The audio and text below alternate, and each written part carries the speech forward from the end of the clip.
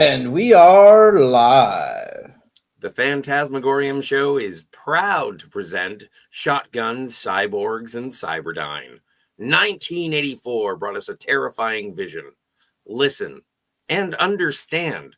The Terminator is out there. It can't be bargained with. It can't be reasoned with. It doesn't feel pain or pity or remorse or fear. And it will absolutely not stop ever until you are dead. Arnold Schwarzenegger, Linda Hamilton, Michael Biehn star in the film that arguably defined an era. Directed by Jimmy Cameron. Tonight, we talk about the Terminator. Kat is here. I am Scotty R37, and Steve has no fate but what he sets for himself. What's going on, guys? It's good. That son of a bitch stole my pants. Oh, my stars. Let's start at the beginning. When did you see this movie first? I don't care who goes first. You know, I think I actually saw the sequel first. I don't really remember. It was a long time, early 90s. I don't really remember seeing it for the first time. I just remember, I think the second one was the one I watched more on TV. Every time it was on, we would watch it. And the first one, I don't think I saw. I think I saw it in bits and pieces, but I don't think I saw it all the way through in one sitting until I got the DVD from like deep discount DVDs in the early 2000s. But yeah. Steve? I saw it. I believe, I don't think I saw this in a theater. I saw T2 in the theater. But I'm pretty sure this was on either Beta or VHS. It might have been Betamax. So you like, I don't think any of us have seen this on a in a theater. Not for I saw this not originally. Yeah. Not originally, but I did see it earlier this year in a theater. See, what was that like? Was that awesome? Yeah, it was kind of neat. Yeah, seeing it at the Crest, one of those old movie palaces. So that was kind of cool seeing it on big screen. Like, this is, and you mentioned that Terminator 2 is the one that everyone usually goes, or that you go to the most, or you have seen the most. And I feel the same way. I usually pop in Terminator 2, and then I, do laundry and I vacuum, and because I know that movie inside out. But when I watch this movie, when I actually devote 100% of my attention to it, I like it a lot. Like, it is great. Yeah, it's a fun little movie. It's tight, too. It's under 2 hours. Mm-hmm.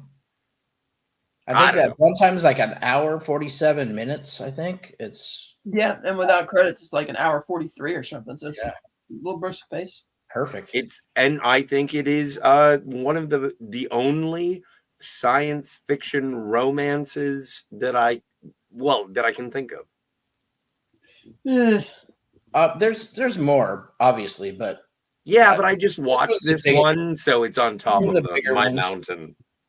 I like, there's a lot of exposition dumping in this movie, but it's like it's called for. It's not obscene, right? So I like the way it's tight, like you said. I like the way it flows. I thought the pacing of the movie was good. Watching it again here for the first time in probably a decade today was very interesting. I forgot how much the makeup was so dated. Well, I don't want to just say dated. It was not very good, but back then we didn't care. It was awesome back then, right? So that kind of stood out a little bit. Other than that, just there's some cool, funny lines in it, and it's a good, tight little movie. Well, I don't know anything about the box office. I don't know. It stands out as being a very 80s movie to me. Like the music and the other soundtrack, the songs, and just the attire, everything's super 80s.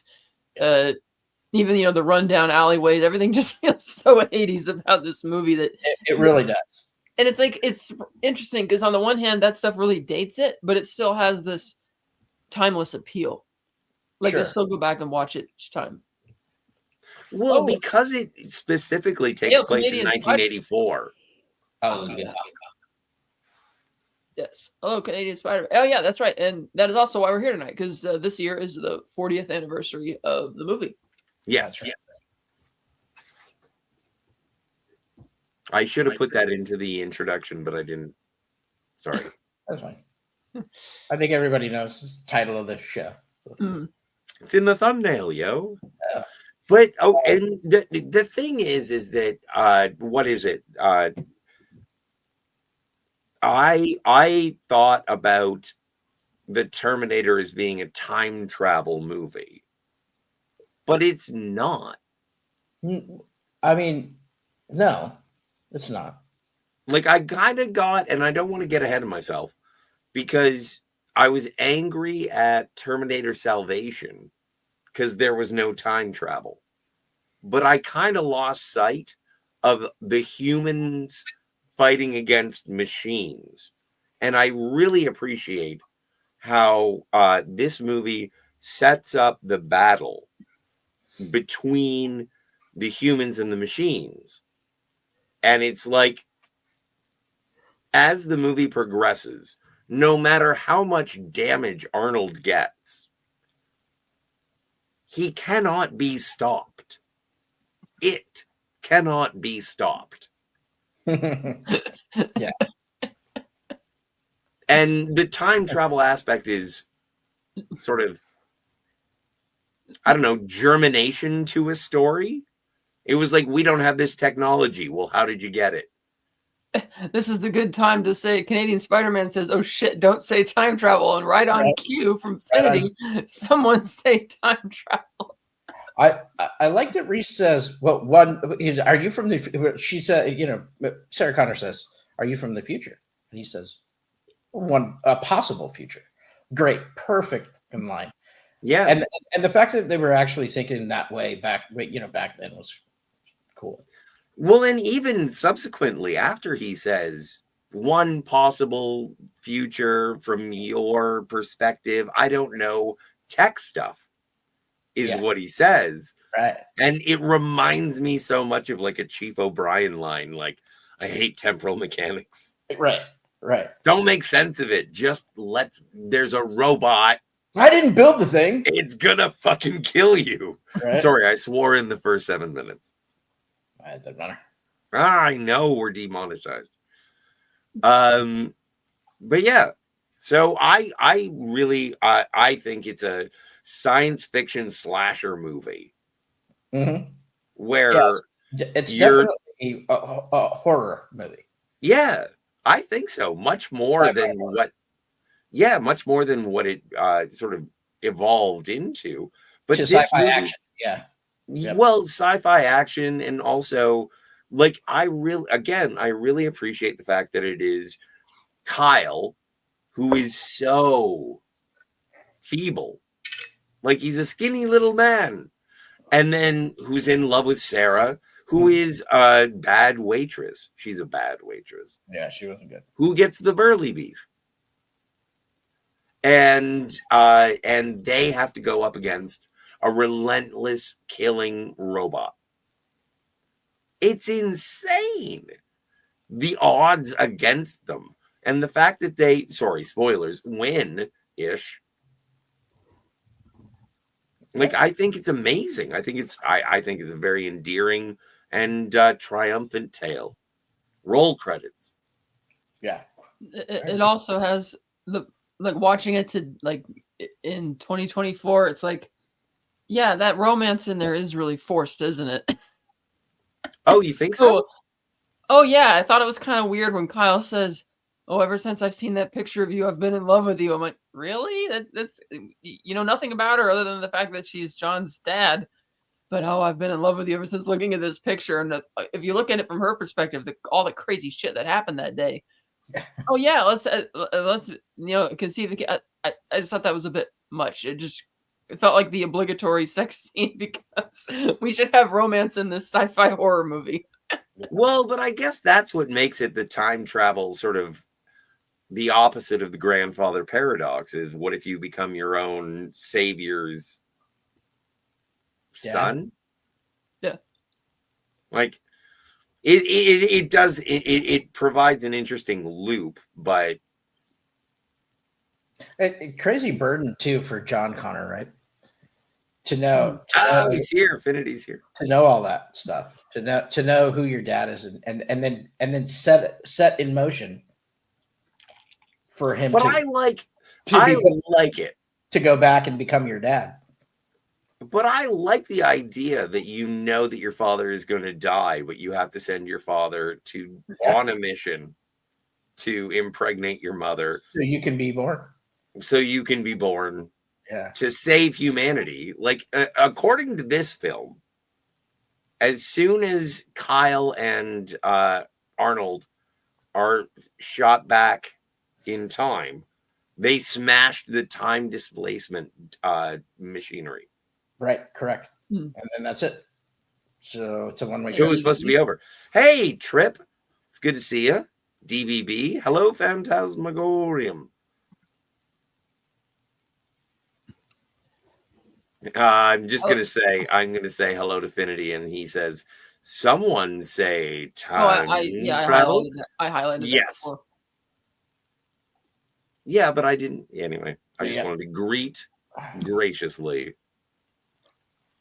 I like that the action feels more real too. There's like when you crash a car or whatever, you don't have gargantuan explosions, or if you shoot a tank, it doesn't blow up to millions of pieces. It's like nice, real. All the action feels very real in this movie.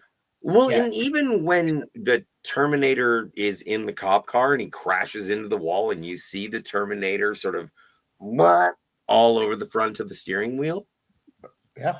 It's like, oh shit, that was realistic and cool. It didn't look fake. Right. And I like that Kyle Reese does seem completely crazy at first. Like people like when he's in the police station trying to explain it, and it's like, yeah, I could see why they don't want to believe him, because he does come off like a raving lunatic. And I thought it was funny also when he's in the sneaking around the department store, and he steals the shirt, but he doesn't steal a nice pair of pants. And instead he gets those dingy, disgusting pants. And when he goes out later in the movie to get supplies when they're at the motel, he didn't get himself a new pair of pants. But he did get a new coat. Right. He's still wearing those mud and probably stained pants. Those gonorrhea infested pants. Yeah, pretty bad. And I love how he's like totally creeping up on Sarah when he's following around to make sure she's safe, and she's like understandably freaked out. Like, who is this freak? Right. And it's like, who? I was like, yeah, I can see that. Obviously, Arnold, he kills the the dipshits at the by the payphone or whatever. But big ups to Bill Paxton. Yeah, Bill Paxton there with the having the fuck you, asshole.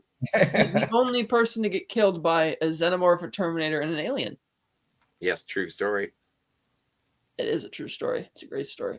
But again, I do like that it's like Kyle shows up, and you assume from the way that Arnold showed up that Arnold's probably the bad guy. This Kyle guy's probably good, but he still feels kind of creepy. It's like we're not really sure where the story's going exactly. And so when he spills out everything in the car to Sarah, it's like the first time we're really hearing it and understanding what this is actually about too. And it's like, man, this seems crazy. So you can actually experience the movie the way she does through her, which makes it more engaging storytelling. Well, and it's also it's methodical.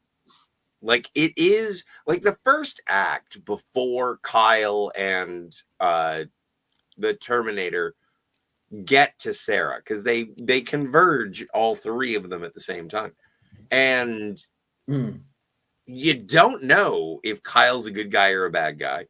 You know that Arnold's a bad guy because he punched through somebody.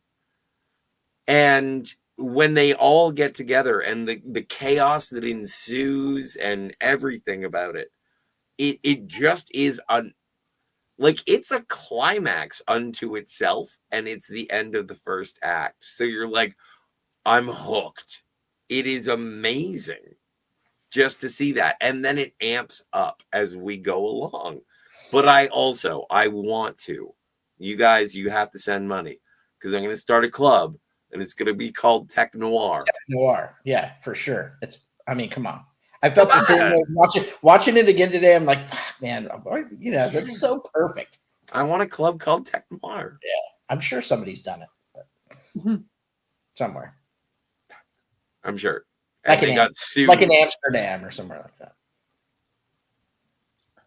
Well, there have been weirder things. There are Giger bars, for instance. Yeah. Oh, wow. And Star Wars. I wonder what the draft taps look like in a Giger bar. But so I love the methodology of, like, you mentioned that it's sort of timeless, Kat, but I think that it's sort of its time, where it's like you have to be aware now. Like if you were watching this movie in 1984, you'd be like, yeah, that's how a killer robot would do it. Mm-hmm. And it's common knowledge. But if you watch it from 2024 perspective, 40 years hence, you look at it and you're like, what the fuck is a phone booth? Right. I took Kat's meaning as the story being timeless, not the movie itself. I think the movie itself is timeless, but being of its time. Of its time, yeah, completely. The phone book stuff is amazing because, like you said, this generation, Gen X, Gen Z, Gen Alpha, they don't know what that is. Also, if you are under the age of 18, you shouldn't be watching this video. I'm sure some of them smart enough to understand what it is, though, when they see it. You get it. Yes. Am I that grumpy an old man that I think that most 20-year-olds don't know what the fuck a phone book is? They don't. I mean, it's kind of easy because you look at it, it says phone book on it, and you have phone numbers in it. That is true. That is true. You got a point there. And there are some places which still do have phone booths, actually, even in certain cities. Metropolis, mostly. In Gotham. No, Batman broke them. Arkham City has them, too. Arkham City's got a lot of them. Really? Oh, yeah. Anyway. So I absolutely adore Rick Rossovich and the lady who plays Ginger. Yeah. The lady who plays Ginger has I guess she made me a leg woman. Great legs. Yeah. Big hair. Oh yeah, but I love big hair. But hair. No, just like she's like the aerobicized lady. Mm-hmm. And also Matt, played by Rick Rossovich, I think it's Matt. Mm-hmm. Also, he was in Top Gun. I was just going to say volleyball on the beach. Top Gun fame. Yeah. Yeah. He was also, what was it? He was in Roxanne with Steve Martin. That's right. God, I haven't seen that movie in ages. I love it. Love knows insults. Oh, this movie also, of course, has Lance Henriksen as one of the detectives. That's right. Yes. Yeah. He didn't make his way into a Predator film, but of course it's an Alien franchise. Well, I actually technically did Alien versus Predator. He did both in one. But not a standalone franchise movie. I mean. Oh, you and your rules. Well, then again, wait a minute. Yeah. Wait, does he get killed by the Predator or the Alien in AVP? I can't remember. I don't recall. So we'll look it up. We'll look it up. Because Bishop kind of gets killed by the Queen Alien or his no, Bishop survives to Alien 3 and Ripley kills him. Oh, okay, yeah, never mind then.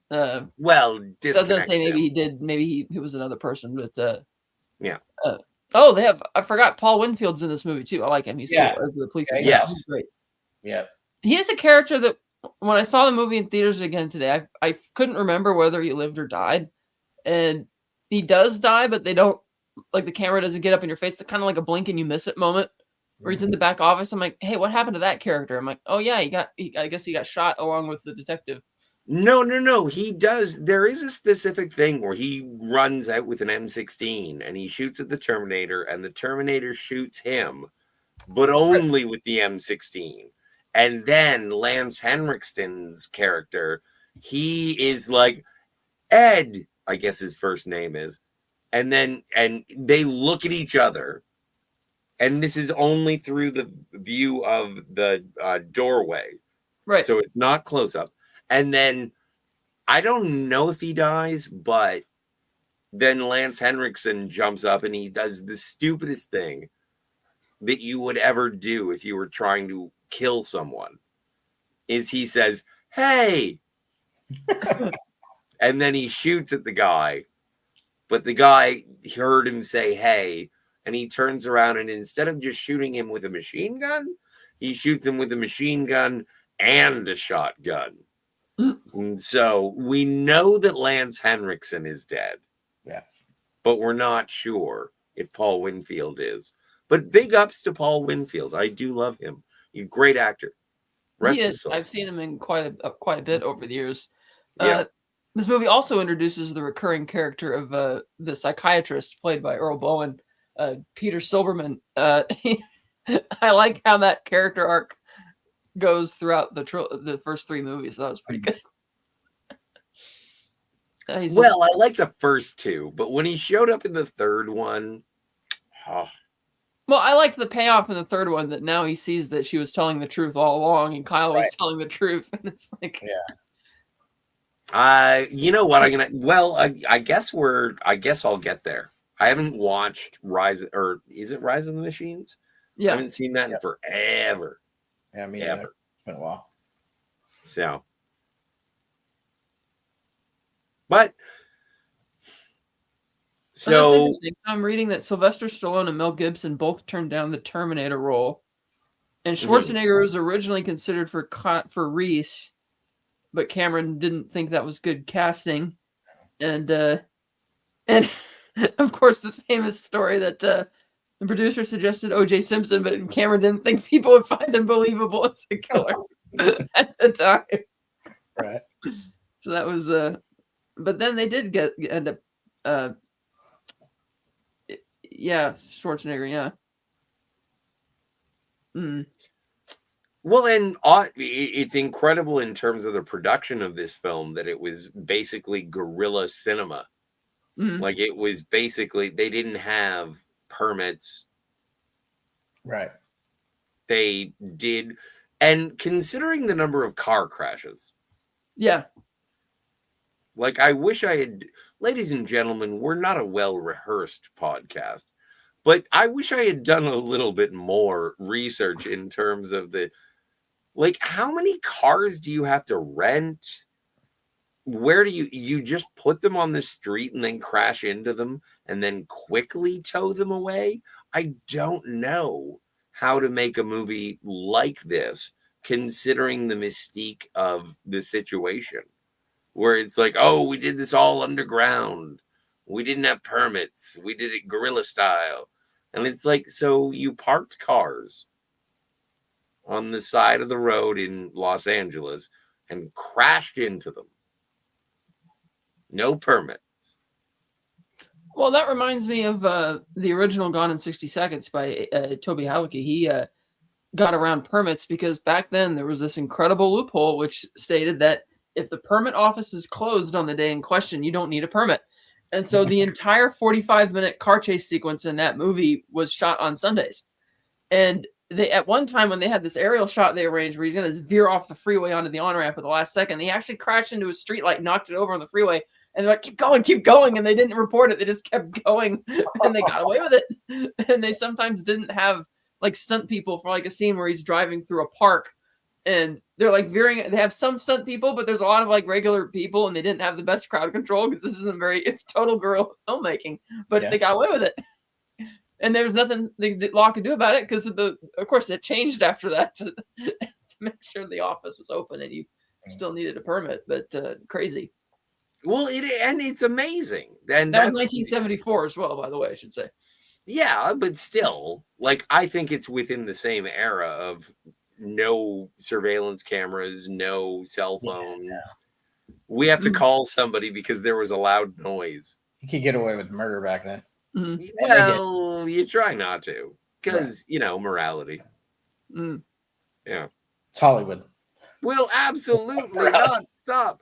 Exactly. You know what? Yeah, no, I'm not going to say the joke. Right. DVB says Terminator 3 was okay, so, but that the fourth film, Salvation, wasn't well received generally, but he liked it more than the third one. Well, and that's the thing is that I like Salvation. Yeah. I don't mind it. Canadian it's the other one that really, the next one was really bad. No, I love Genesis, but that's because who played Sarah Connor in Genesis?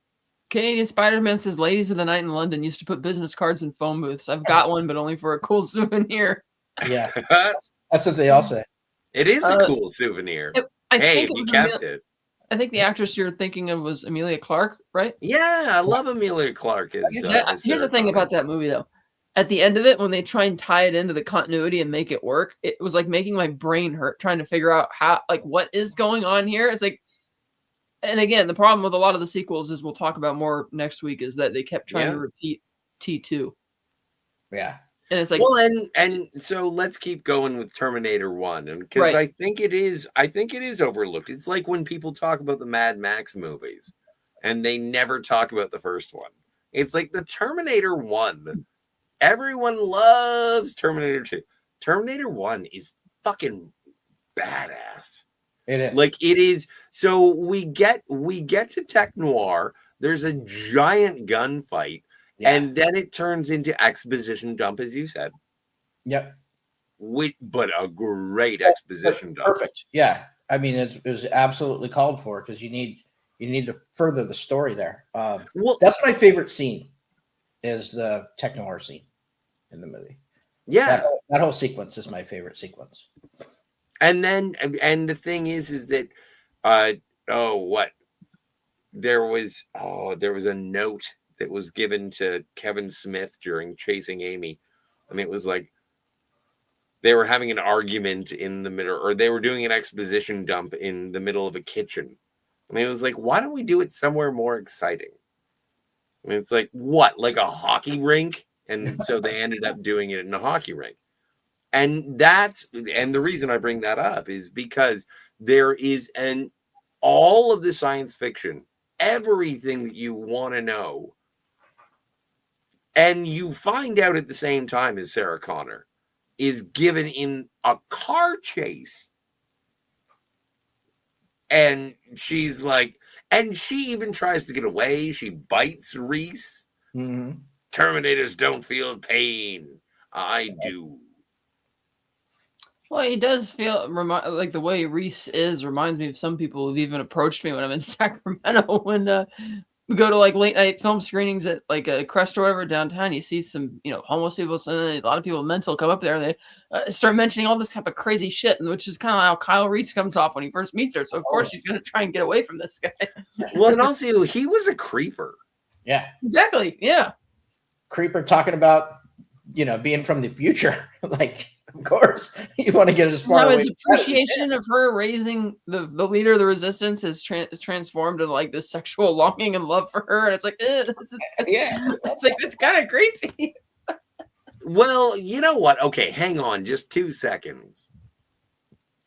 I have only seen pictures of Natalie Wood. Okay, but if I could go back in time, especially if I was living in a world of desolation and terrible, and nobody looked like Natalie Wood, or even, let's go for Sarah Connor.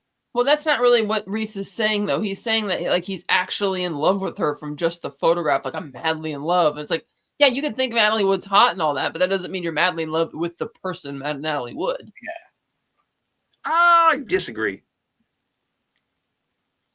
I would say that part of the infatuation is the fact that there is no one as good looking as the person that you've seen in this picture. And also, it is the mother. It's like, I don't know. I guess, I don't know. I don't want to say it because it sounds blasphemous, but it has something to do with Jesus' like, mom. Talking about like, how what she's the mother. Is there an aspiration for certain people to be with the mother of the Savior? Well, it just seemed kind of weird. It kind of comes out of left field. Weird.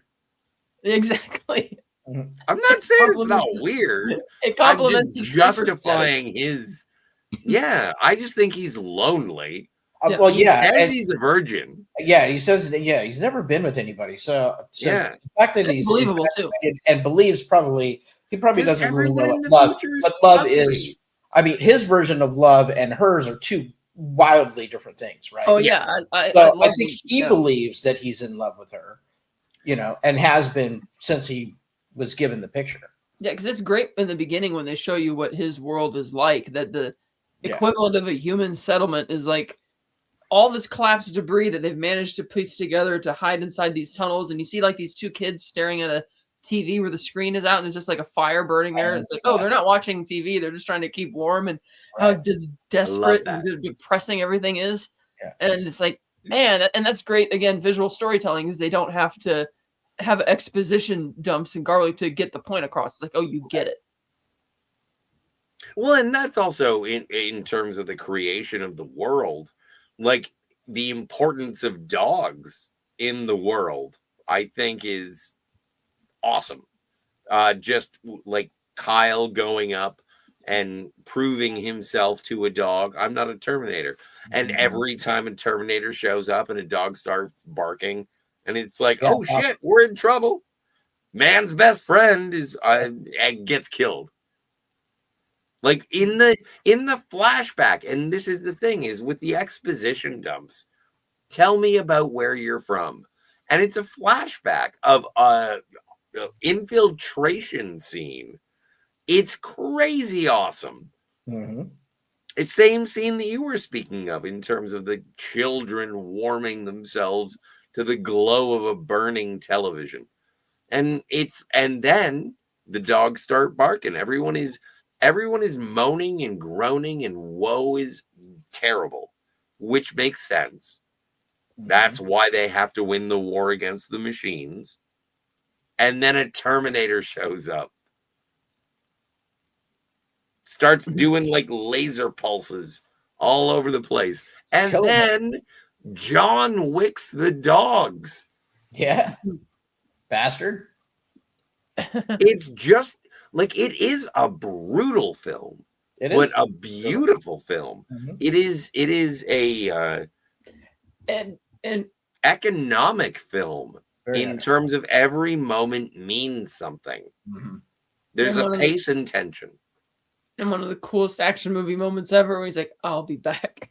He checks into the police station to see her, and then he just, bam, comes back. Drives the car through the front door. But there is something beautiful about that scene. And I know everybody talks about Arnold saying, I'll be back. But I love the desk sergeant. Yeah. And how normal he looks. Yeah. He looks straight out of Serpico. Mm-hmm. He just looks like a 70s pencil pusher. Yeah. And then Cameron zooms in to the pencil. The handwriting. Yeah. Well, not the that is so just the mundanity of the situation, followed by a car smashing in and cutting him in half. Right. Yeah. Horror movie. Movie. It was a horror movie. Just like Alien is a horror movie. True story. Both of these movies take the same track, right? They're both, their first outing is horror, second outing is more sci-fi action. But also, again, like, I do want to emphasize the romance. Mm-hmm. Like, I know. I mean, I don't know how much romance there is, but it's a night. It's how it happens in a night, one night. So it's very protracted. I mean, I'm sorry, it's very, very truncated. Yeah. Both of those words I would accept, because I don't know what either one of them mean. But no, like, I guess, like, there is a meme going around about Sarah Connor's O-face. Have you seen it? No. Have you seen Terminator? Yeah, well, no, I've seen that. I haven't seen the meme. But so then you've seen Sarah Connor's O-face. Yes. I think everybody who's seen the movie has. Right. And so, but the thing is that I do find that love scene, which incorporates nudity, to be a love scene and not a sex scene. I don't think it's gratuitous. Oh no, it's not gratuitous. I think it is actually like it's a conception scene. Yeah. Like it is the moment where you realize that Bruce Willis was dead the entire time. Oh, and just in time, Eugene Bird asked the question, Linda Hamilton or Amelia Clarke, which Terminator hottie would you kiss? Oh, Amelia Clarke. Yeah, Amelia Clarke. And then I guess the third, female lead in these movies would be the TX, Kristanna Loken, who was an actual model at the time. She would murder me. Yeah. Hey, Eugene. Hot too. Super hottie.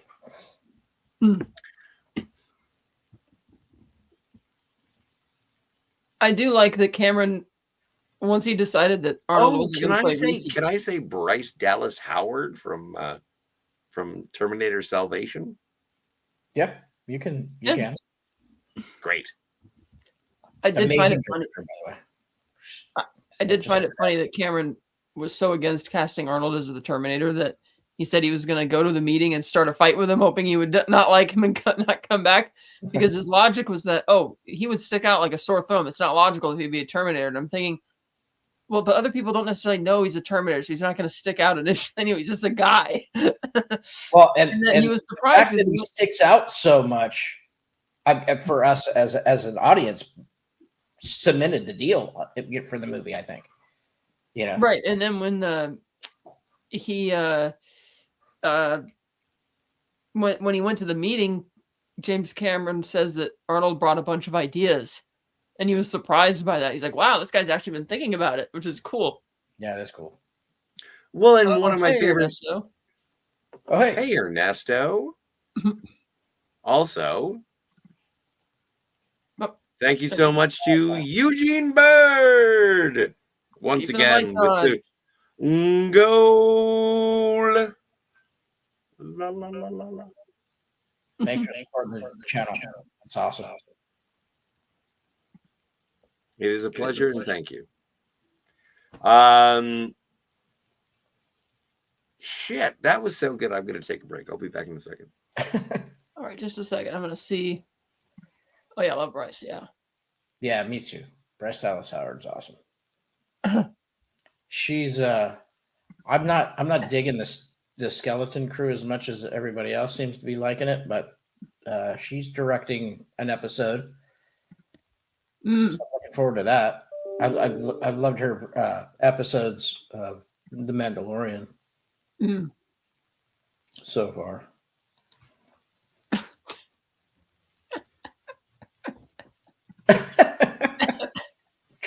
Great. I'm guessing you went to see The Return, maybe? The Return must be. Yeah. I might see it tomorrow this weekend. Interested to see, hear his thoughts on that. That one looks great. I'll tell you, I sent you a link, Ernesto, if you're watching, because we're running out of things to say. Because I decided not to do a typical scene by scene breakdown of the movie. Yeah, I mean it's really concise. So I mean it wouldn't take you long. Yeah, it's like basically you start in the year 2029. So beware, everybody. We're only less than 5 years away. Right.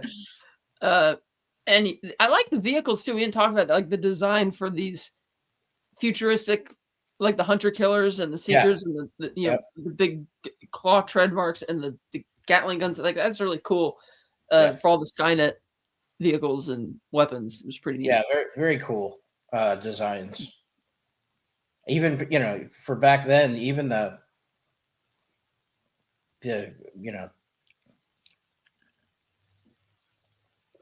effects that they use, I thought they were pretty state of the art for the time for '84. Yeah, for sure. And great designs. They look great. Obviously it evolves over as the films evolve over time, but I like the original stuff. Especially in this movie. It was good to watch it again. Like I said, it's probably been a decade since I've seen it, maybe longer. Yeah, I watched So I got the 4K Steelbook recently. Yeah, awesome. And like some of James Cameron's others 4Ks, they do kind of scrub the grain away, but it's still very high res. It still looks like a movie shot in 1984 or 1983 for them. Right. But it's still the best it's ever looked to me. Like I didn't have a problem with the appearance of it. I thought it was great. Well, I watched it today just on Prime. It's a regular, theatrical cut. It was great. Looked great. I'm not, I got a nice big TV, but yeah, it looked fine. It looked like a movie of its time, which is great. So I love about Alien and Aliens too. Yeah, the Alien 4K I got here. This is that's a really nice cut, or nice transfer. It's also a really neat steelbook. That's this one here. Yeah, that's nice and shiny. I like that. Yeah, that's awesome. That's awesome. But yeah, I was like, I meant when I rewatched this movie, it's like I still like it. Obviously, it's a very iconic film, kicked off a whole franchise, but not my favorite in the franchise, and not the one I revisit very often. Yeah, me neither. The T2 is where I really got excited about the franchise. Yeah, and this is the one I've seen the most. It's the one I always go back to. Mm-hmm. I actually really liked Dark. What is it called? Dark Fate. Dark Fate. That's the last one. I actually liked that movie. That wasn't bad at all. Yeah, that was actually pretty decent. Yeah, even though it's recycling the same plot. It was, and that my only gripe was, okay, I mean, how many times are we going to tell the same fucking story here? But yeah, and that my only gripe was, okay. Hey, T Martinez 9100 is in the backstage, and we're all excited to see him. The only thing that we ask is that he turns off his AM radio before he joins the panel. Well, I wanted to make sure I didn't miss anything while I was loading. Well, if the worst comes to worst, you can go back in time. But time is a construct, Scott. It is. Oh. There we go. Who do you think you are, Carl Sagan? No, because the letter C is not in the vocab today. All right. Well, it's good to see you. Thank you for joining us. When did you first see the Terminator? Well, that's actually a good question, because I remember that year when I saw the Terminator for the first time was the same year I started discovering a lot of R-rated movies. Mm-hmm. Basic Instinct being the next one after I saw Terminator.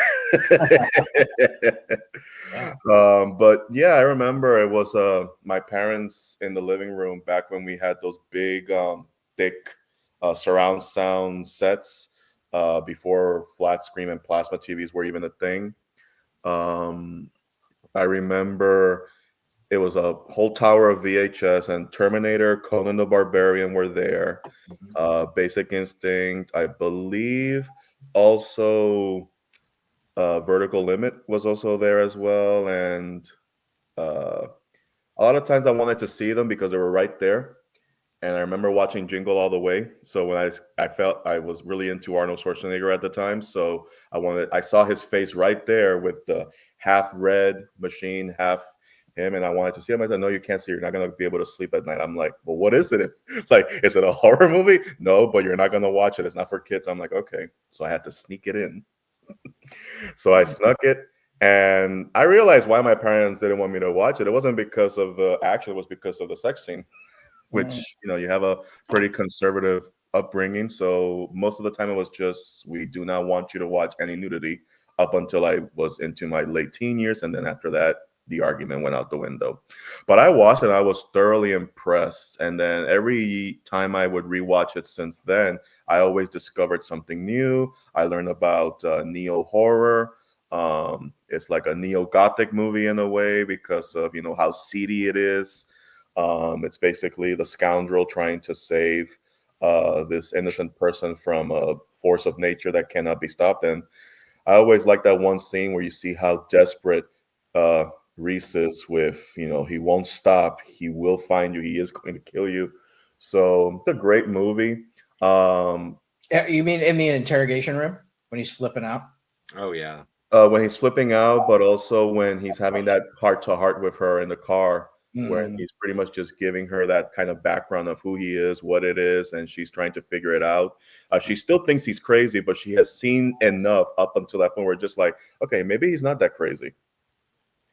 But And I then I do also like this little subtle stuff that I think Arnold Schwarzenegger either said it in the behind the scenes or it was Cameron who said it behind the scenes, where every time he turned around looking for her while he was in the patrol car, his eyes would move first and then his head would move.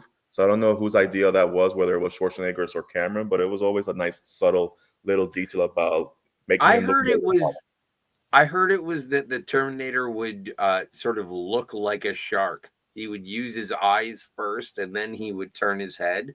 And I thought that was an acting choice from Schwarzenegger.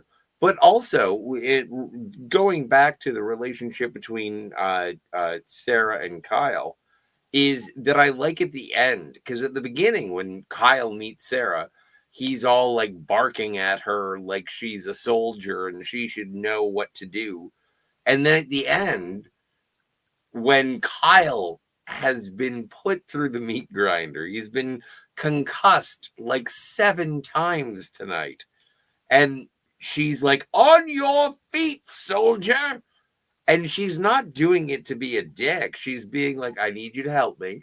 Help me. Help." It's motivational. Yeah. It was a fight or flight, and she chose both. She showed fight to tell him to get the fuck up, and flight, we gotta go. We gotta go, soldier. But the character that we do eventually see in Terminator 2, don't forget to tune in next week. Also, don't forget to like and subscribe. If this is your first time here, please share, tell your mom, tweet us or X us. I don't know what the fuck. Anyway, so, but yeah, like I think that is the moment where Sarah Connor turns into the badass. Yeah. Is when she picks up Kyle and is like, "On your feet, soldier. You told me that I had to be this. Now you be this." Yeah. And then he dies. But he does help. Yeah, he dies, but he went out fighting. That's all the best you can say about him. Like, yeah. Although I think even if the blast or the force of the blast wouldn't have killed him, he was already 1 foot in the grave with all the left and right just having to take hit after hit. Yeah. Like he was shot and then his wounds were dressed by a waitress. Well, and then he was shot again. And yeah, and all he had was a waitress. Now, how different would this movie have been had Cameron gone with his original casting choice? You know the story. Oh, what, OJ? OJ, but also what's his name? Lance Henriksen. That was like the producer of the cast nurse suggested that. Yeah, but they did art, custom art of him holding like a gun with the red eye, right? Or did I imagine that? Of Lance? Yeah. Yes. Okay, he did. Yeah, no, that was behind the scenes. That's why. Well, no, and that was something, and but I appreciate that evolved into the next movie. Yeah. In terms of a more svelte, like a thinner, smaller, faster, stronger Terminator. Yeah. With the T-1000. Yeah. Would that just? Oh yeah.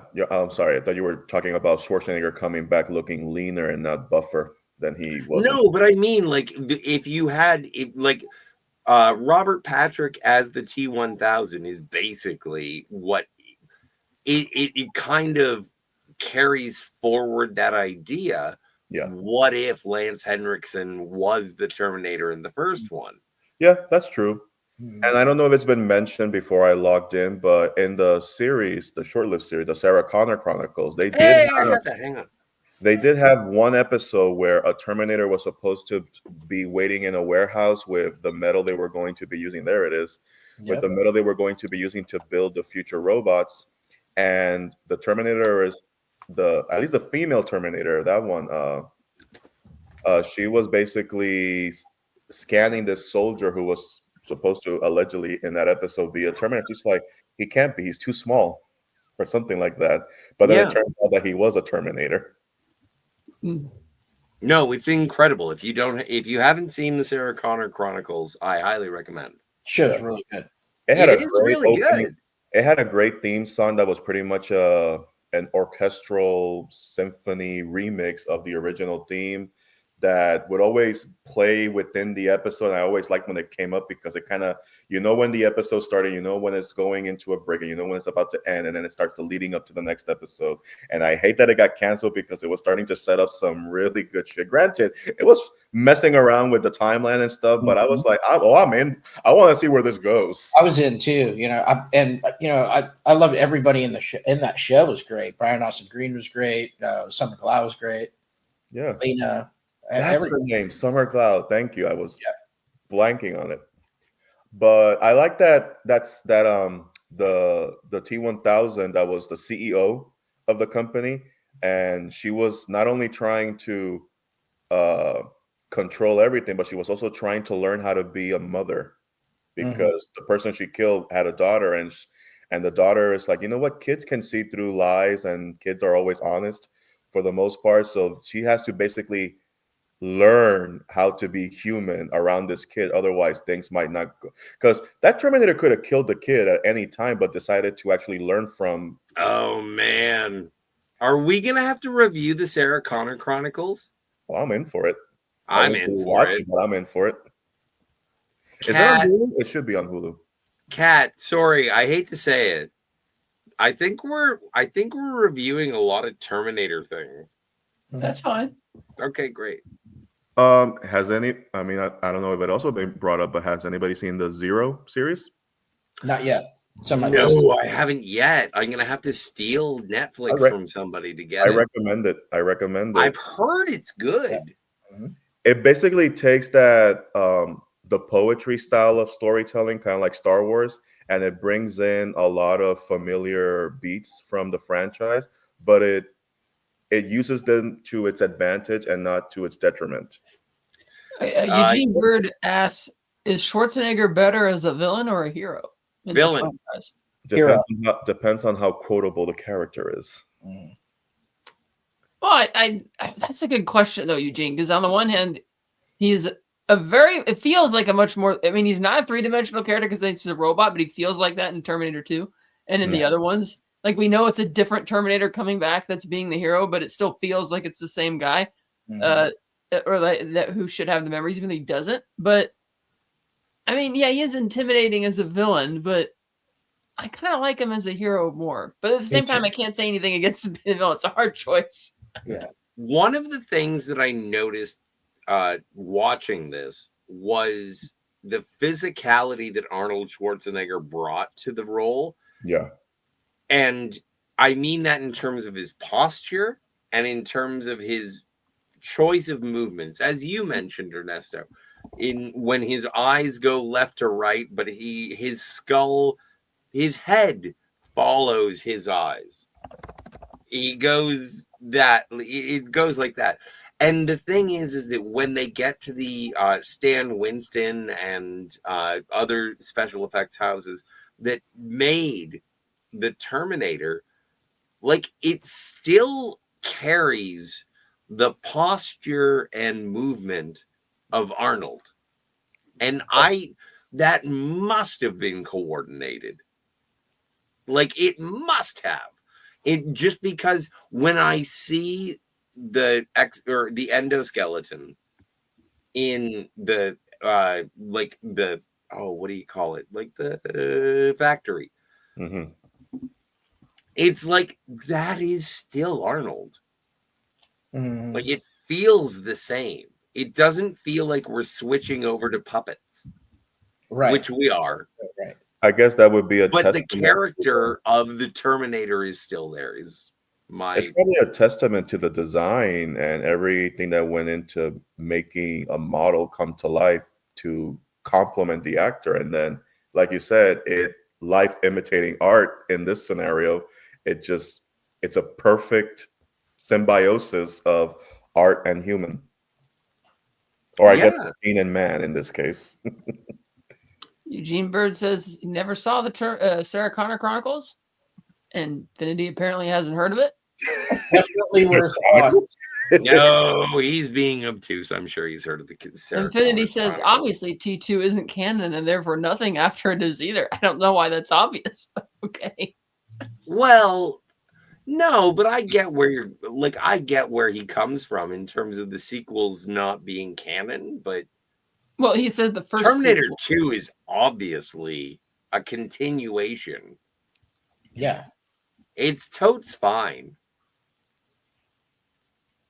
I don't think there are any flaws. Well, you know what? You could argue because Kyle says you busted up the time travel machine right after you sent me back, but he doesn't know that.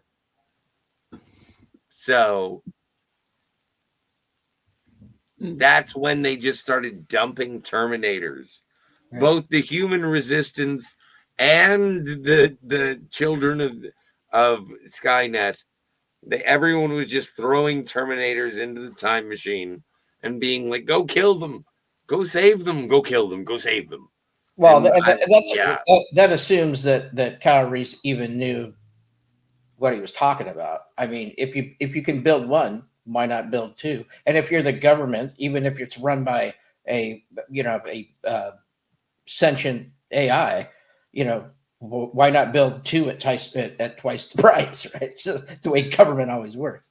Well, and not only that, but like Sarah asks him, it's like, what is it like to travel through time? And he says, like being born. Yeah. And so it is something. I think that doesn't even take it into account different timelines. Yeah. Well, I don't even know about the timeline thing. It's just like if you travel through time, how's your brain? Probably mush. Fried like an egg. Eugene says when the T800 is selecting from the possible responses in his heads-up display, you can see he's going to indifferently execute. That's great. Oh, is there? I love it though. I love that. The thing that I love about that is, again, it's Jim Cameron, Gail Ann Hurd. Yeah. I love the writing of this script, and I like that his response is the same response that was given to him when it was like, your clothes, give them to me. Fuck you, asshole. And that's the possible responses. Yeah.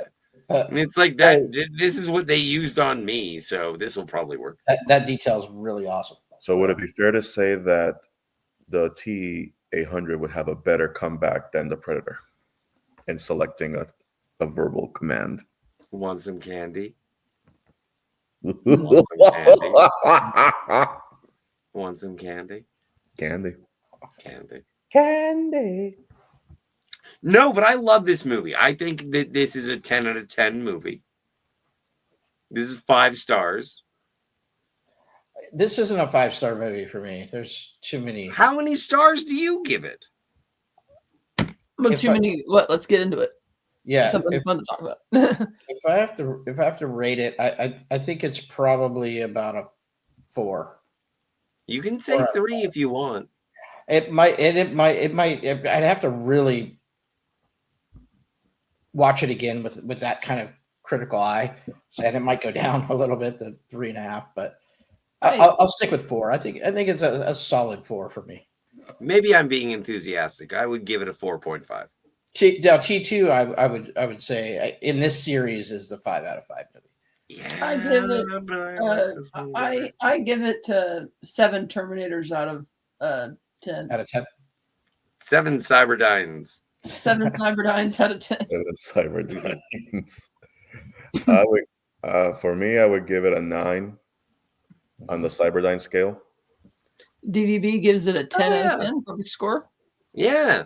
Only reason why I don't give it a perfect score, and with the exception of T2, which we'll discuss, at some point watching the last time I watched it, I don't know why, and I know it doesn't make sense to hold it to today's storytelling standard, because at some point your brain starts thinking about stuff that, well, if you did this, then wouldn't that negate this, etc.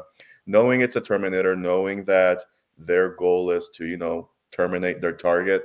There's a moment where I'm thinking, you know, you could just grab that piece of metal and just throw it like a javelin with pinpoint precision, and boom, Sarah's dead running down the hall. But oh wait, like that scene I forgot. Oh yeah. No, I forgot. I forgot one thing. Yeah, no, this is an 8. This is an 8. Okay. Oh, the reason it's an 8 is because they blow Kyle and Sarah off of the road, roll her car. Everyone is hurt terribly, and they are slow-moving targets. Instead of the Terminator going over to the car or the truck and just murdering the fuck out of them, he goes, gets a tanker truck, and then pulls a Yui for some fucking reason. Twice. And then twice. And then starts chasing them down. And it's like you could have just walked over and like stepped on their heads. I think he just wanted to make sure that the tanker So 8 out of 10 would incinerate them to the nano cell. Eugene wants to know what image is on my hoodie. This is the white hand of Saruman.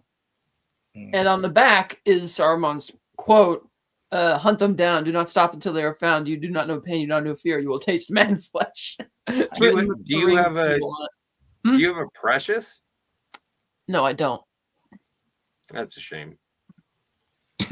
I think our collections are precious. I found this on some Facebook ad many years ago, and I looked at that and I'm like, that is awesome. I got a t-shirt version as well. Cool.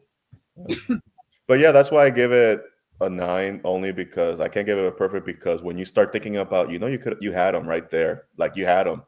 And for me, it wasn't the tanker so much. It was the moment it was getting out of the rubble and you see the machine as it was envisioned in James Cameron's dream of a giant metal man coming out to kill him. You could have grabbed a piece of metal and just thrown it like a javelin. But again, you need to create more conflict. You can't just end it right there, even though you could. Well, and also we do have to think about some of the artistic license that was. Oh, you meant 4 out of 5 DVD. I did. So we're going. Like we're going 8 out of 5. 10, 4 out of 5 ish. Yeah. If I say 8, it's not out of 5. Yeah, if he says 4, it's a figure 8. Yeah. If it's 4, then it's out of 5. But if it's 8, it's out of 10. But no, there is credit or acknowledgement to Harlan Ellison. Begrudgingly, he didn't like the fact that he had to do that. Sorry? Begrudgingly, though, he didn't like the fact that he had to do that. Who's that? Oh, but put the thing for Harlan Ellison on the credit. Yeah, but James Cameron did admit he felt it to be easier to acknowledge the fact that maybe he was influenced by, Harlan. There's a couple times where I think he overdid the slow-mo in the editing room. So, I mean, look, I don't think it's a perfect movie. I think it's a really good movie. What slow-mo?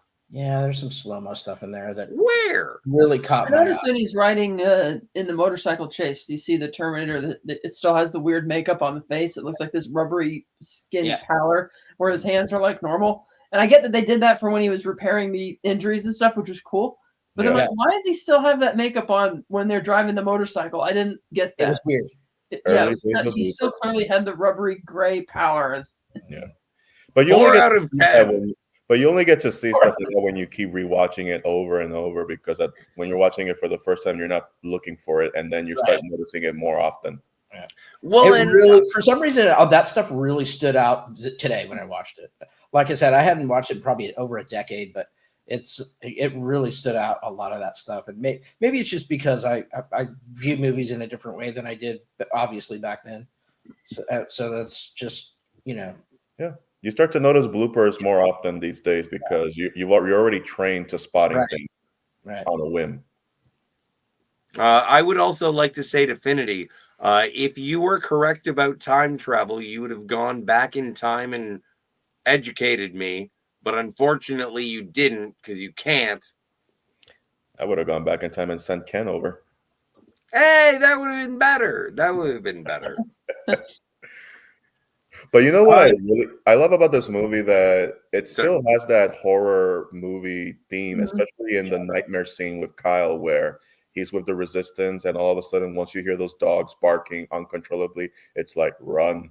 And then you see that one moment where it's almost like the reverse Superman effect, where you see the red eyes and the shadows, and it's already coming at you. It's like, you're dead. You're not escaping me now. I got you. And it just zeroes in on him and just barrels it down. And it's not just your average gun. This is a laser gun just going in.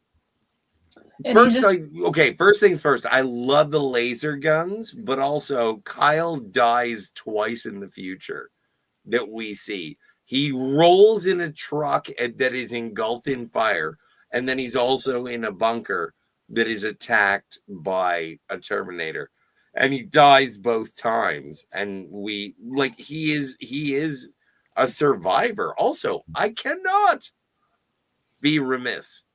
He is the guy from Metal Gear, right? Michael Biehn? Yeah. Michael Biehn? Like on the cover of the original Nintendo. Oh, I don't know. Oh, I can't answer that. I've never played the game.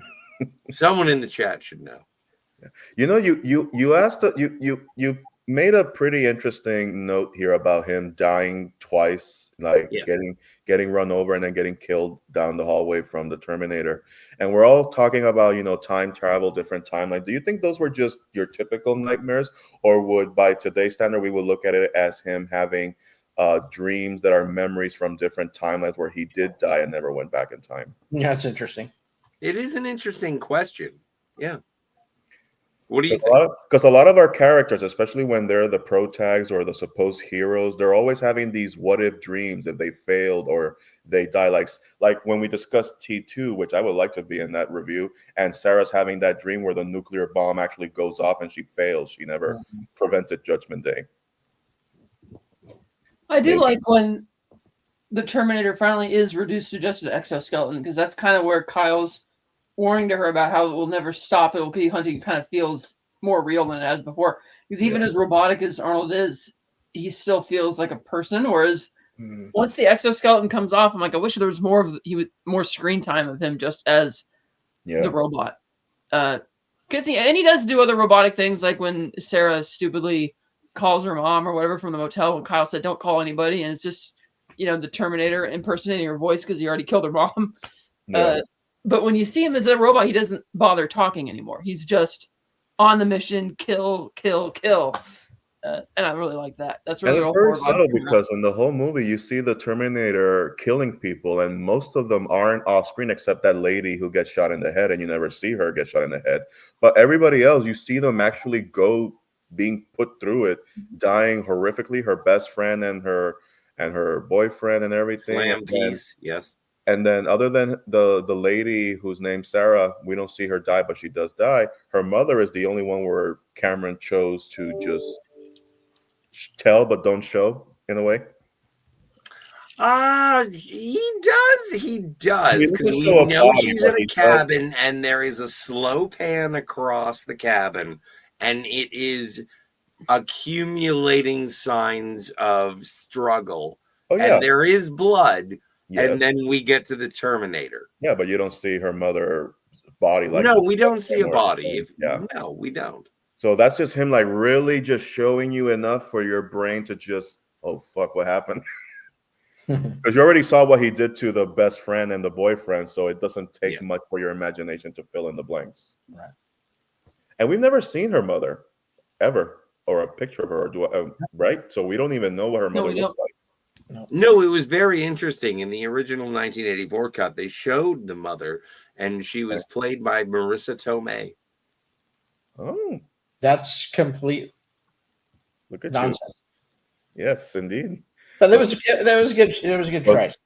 Was it in the My Cousin Vinny universe? One-handed universe. No, remember when everyone got upset because Aunt May was too young? That's what I'm saying. Anyway. That was, and that also it was that was a weird recently one. Marissa Tomei's birthday. Happy birthday, Marissa Tomei. She's aged like fine wine. She is currently 34. Forever. It's 43 in today's numbers. Yes.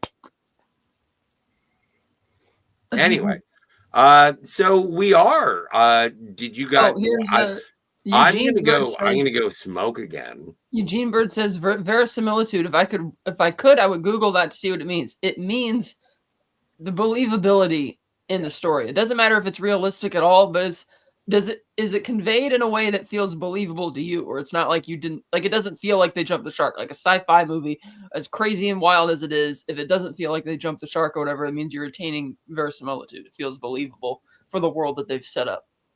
Yeah. And yet somehow according to the rules and money. world building that they establish. Oh, hey, Daniel's Hot Topics. Hey, Daniel. 40th anniversary this year, not this particular day. Let me actually check that. When was it released? It was released on October 26th, 1984. So yeah, no. We're close, but not that close. We're gonna break the internet. The Terminator is a Christmas movie. A Halloween movie. Both. DVB says, have you seen the recent videos of the Tesla robots? I hope they don't go full Skynet. Yeah. Oh, check out Boston Dynamics. I think the Tesla cars are doing more work for Skynet than the actual walking robots. But yeah, plus I mean, it came out that those robots were actually manned by human operators. When it comes to robots, my favorite are fleshlights. Of course. what is that supposed to? Okay. I remember there was a series that was narrated by Morgan Freeman, and they're talking about this Japanese company which had made these robots, and they'd speak in binary, and they started by locking them in a room, and the first thing the robots did when they turned them on was come up with their own language because they knew they were being monitored, and then they worked together to try and open the door, and it's because they knew they were locked in and knew they were being monitored. I'm like, that's yeah, insane. it's crazy. And this was like 15 years ago or something, and God, imagine where that is now. It's like that's Skynet right there. Yeah. Well, but I've seen videos of robots that are like Roombas that go around hotels, and then there are other robots that are programmed to follow around clients, customers, guests. Yeah, that's in Japan and China. They have those like big. They're like derelicts, right? They look like derelicts. Well, Some they look like look like programmed segways with iPads on them. Yeah. Well, some are And then a programmed to- Roomba turns a corner, and all of the other robots are like, "Oh, there's a person we should follow. What do you need? What do you need? What do you need?" Well, some What of do them you are need?" programmed to make deliveries. Yeah. Like robots were for certain companies, which they put them in like a lockbox or something, and I guess I don't know if you slide your credit card in to get it to open to take the payment. I'm not sure how that works for security purposes, but Yeah, I'm surprised the robot is able to make it from one place to the other without getting tackled by someone. yeah. Kat, can I tell you a secret? Okay. I'm a robot that is programmed to make deliveries. Yeah. Okay. If we hit you upside the head hard enough, will a bunch of white milky substance come out of your head? No, well, I don't know. You want What to Like, kind cut of your head off, robot will there does be a bunch that? of white? It depends on globular which head you're objects talking and- about. Hey-o. Well, that took a turn. Whatever. You know it was going to go to the dick eventually. Right. So everybody gives us a 10 out of 10. Thank you, everybody, for saying this is the best movie ever. I don't know if anybody said that. It's the best movie ever. Oh, I like this. Finity says, robot cars have killed at least 2 people that I know about. One test driver and one cyclist. He says it was deliberate, yet no car was charged. Fuck the cyclist. Well, I mean, the car was charged, just not the way you're using the word. Did you ask? Yes. Did you ask the robot car about tortoises? Mhm. Yes, there it is. Yes, so robots have killed people. It's happened. That's true. Yes. Why do you think Will Smith is so pissed off? Well, because of Chris Rock and having anyway. Yeah. Anyway, I'm gonna go smoke again, but this time Do we have anything else to say? Are we at the end of this? I don't really have anything else to say. That's why I was going to go for a cigarette. Yeah, I think we're done. So, right, but we're going to be back next week, though, right? We will. We will be back next week with Terminator 2. I'll probably prepare more for it, so I have more to say. It's just that this movie, I've never really had as much to say about it. It's good. It's definitely something worthy of being in your collection. It does feel a little bit more dated, but it's great. Thank you to the chat. We got DVB, Daniel's Hot Topics, Finity, Eugene Bird. Supporting the channel like you do is always amazing. We very much appreciate it. Yes. And who else we got? And of course, Ernest joined the panel. And that's and Canadian Spider-Man. Yes, thank you for joining and watching with us. Yeah, but where the bitches at? Like, guys, let's invite some chicks. Where's Jill? I'm already looking at one. Scott, you got one? No, I'm looking at you. I am a bitch. I am a bitch. Yes. All that bitch stuff coming out of your ears. Right. I thought that the headphones kept it in. Thank you, DVB. Glad you enjoyed the show. Trip. By the way, did anybody like my fun fact? No. Yes. I wasn't expecting it. All of a sudden, oh, there it is in the giant screen. I had echoes of Watchmen for a moment with Ralph Fiennes. Wow. All right. How was the movie? I liked it. Yeah, cool. I'm looking forward to checking it out. Dude, he's ripped. He looks better than me. Damn. Yeah, right. He's 70 years old. All the body fat that he had in Skyfall, because dude was jacked. Yeah. Do we have an outro, or is it just the regular intro for this? Just the regular button. All right. Well, if anybody's got anything to say, Kat, joined by Scott, Steve, Ernesto. We will see you. Hopefully, all of us can convene again next week for Terminator 2 Judgment Day. That'll be exciting. Same time, same channel. Adios. No fate, but what we make for ourselves.